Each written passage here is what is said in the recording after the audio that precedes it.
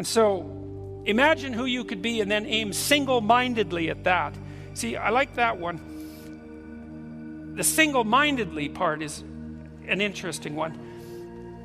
What I learned this at least in part from Nietzsche is, when you're a kid, in principle you could be anything, which is kind of one of the wonderful things about being a kid. And then one of the painful things about growing up and being an adult is that, well, you can't just stay being everything. That's the story of Peter Pan, right? Pan means everything. And Peter Pan is this magical child, who can do anything, but he's got a strange kingdom, right? He's king of the Lost Boys, which perhaps isn't a kingdom that you want to rule over. And he doesn't grow up. And so he falls in love with Wendy. And Wendy grows up and she has a family. She gets old. She stops being a child. But she has a family. She has a husband and she has a family. She has a life. And Peter Pan just stays in Neverland, which is also a hint on the part of the reader. And he stays magical and contents himself with Tinkerbell, who I always think of her as the porn fairy. And all that. Yeah. She's got all the advantages of femininity, except she's not real. Yeah. Yeah. And so, Peter Pan, he doesn't want to grow up, partly because his role model is Captain Hook. And Captain Hook, well, you think about it, he's a pirate, so he's kind of a tyrant. And he's also a coward. And he's a coward because he's afraid, at least, because he's being chased by a crocodile with a clock in his stomach. You think, what the hell does that mean? He's being chased by a crocodile. What does that mean? It's like, well, and it's already got a piece of him, right? It's bitten off his hand. It liked the taste. Well, it's time. That's why the clock is there, It's time. And the crocodile is the terrible force that lies underneath everything, that waits to pull you down, like it's mortality itself, and the threat of mortality. And the reason that Captain Hook is a tyrant is because he's afraid of death. And so that makes him a tyrant and a cowardly tyrant. And Peter Pan looks at the cowardly tyrant and he thinks, well, I don't want to grow up to be that.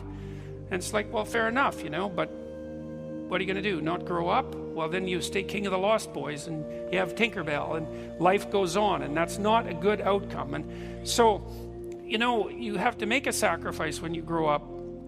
You have to become something. And to become something means to not become a whole bunch of other things. Like it's a sacrifice. It's the same sacrifice that you undertake when you decide to get married. It's like, well, you forego everyone else to have one person. And it's a real sacrifice, and it's a sacrifice that preys on people's minds because they think, well, maybe I could have picked someone better. It's like, because you always suffer from the delusion that someone better would have agreed to have you. And well, it's funny. I just read this great article. I tweeted it a couple of nights ago. I read this great article about how people select potential mates on dating sites, and people generally go for those who are about 25% more attractive than they are. So, which is, ambitious and pointless. But that is what people do, They hope that I don't know what they hope. They hope the person won't notice. It's like, I'll just slip myself in here and maybe you won't notice. It's like, well, so there's a sacrifice, but the thing about the sacrifice is that you end up with something rather than nothing at all. And I've seen lots of people in my clinical practice, who didn't grow up when they should have, and who are 30, which isn't too bad, although it's not that good, but 40, they're still drifting. They still haven't catalyzed an identity of any sort. And that starts to get ugly, 30 starts to get ugly around 30. If you're 23 or 24 and you haven't catalyzed an identity, it's okay. People think, well, you're mostly Peter Pan. You're full of potential, man. We'll gamble on the potential, and take a chance at you. But then if you're 30 and you have the same non-existent resume, people think, well, you just failed. It's not potential. It's just, you're just not there. And if that's the case at 40, that's getting really rough. Like, it's not completely hopeless if you're in that situation at 40, but man, you got a lot of catching up to do. And so how do you get out of that? Well, partly, and this is one of the things you also have to let young people know, is pick something. You don't know what to do. Well, take your best damn shot at it. Don't wait around, man. Make a plan. Aim at something. Move in that direction. Adopt a disciplinary routine of some sort, because that will form you. Now, it limits you too, but it forms you. And then, and the thing about adopting a disciplinary structure, which limits you and which is a sacrifice, is that it also increases the probability that you're going to do something useful over the long run. When I was starting out as a researcher, my area of research was somewhat narrow. I was looking at factors that influenced the inheritability of alcoholism, because alcoholism is heritable to a large degree. And it's partly because the manner in which you respond to a drug of abuse is determined in part by biological factors, and that the variance in those biological factors is biologically determined to a fair degree. So I'll give you an example. I had this friend, his name was Frank Irvin. He was a very cool guy. He looked like Ernest Hemingway, and he had a big beard, and he was a cool character, and he had this ranch in St. Kitts. It was a monkey ranch. I know, a monkey ranch.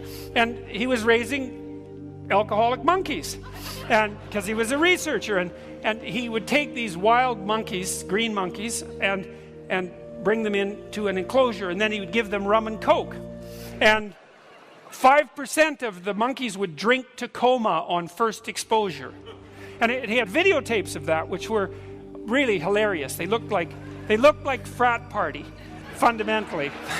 And most of the monkeys would have a few sips and discuss their monkey business in a civilized way in a corner, and then go home, when it was time to call it a night. But there was 5% of them, and they were like hanging off the trees by their tail in their arms by the end of the evening, and passed out completely. And anyways, one of his discoveries was that in a wild population of primates who were relatively naive to alcohol, that if you exposed a certain proportion of them, 5% of them had no control whatsoever over their drinking. They just drink right to coma. And that's about the same with people who start to experiment with alcohol. So anyways, that's one of the examples that that there was a biological influence. Anyways, this area of inquiry was somewhat narrower than I had hoped for.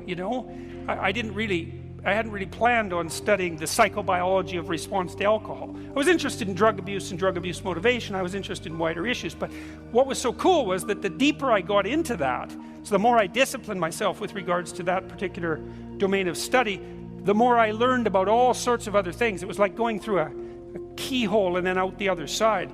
And most disciplinary processes are like that. And so one of the things you have to do is you take the pluripotentiality of childhood and you discipline that. So that might be a meta rule. Like, you couldn't say, well, here's the disciplinary structure everyone should undertake. That's too specific a rule. Everybody should go into the military. It's like, no, not necessarily.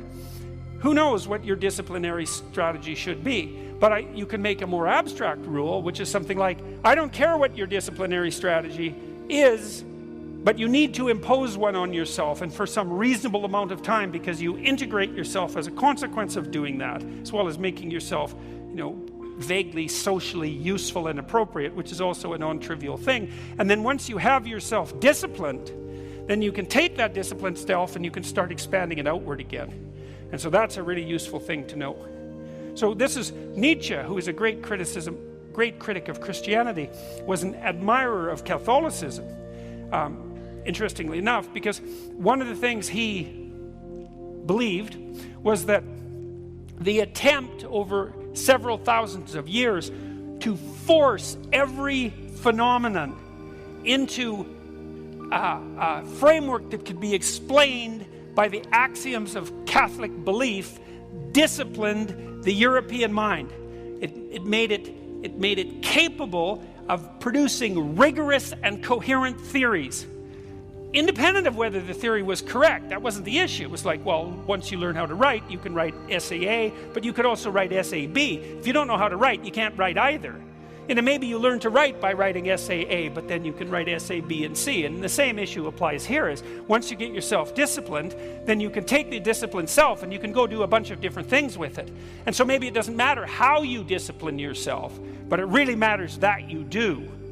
And so that's an important thing, I think. I think it's an important thing for everyone to know, but I think it's really an important thing for young people to know. It's like, well, I don't know what to do with myself. Well, don't sit around and get old. That's a bad idea. And spin around doing nothing. It's like, pick something. Make a mistake, right? Pick something that you're not sure about and go and pursue it.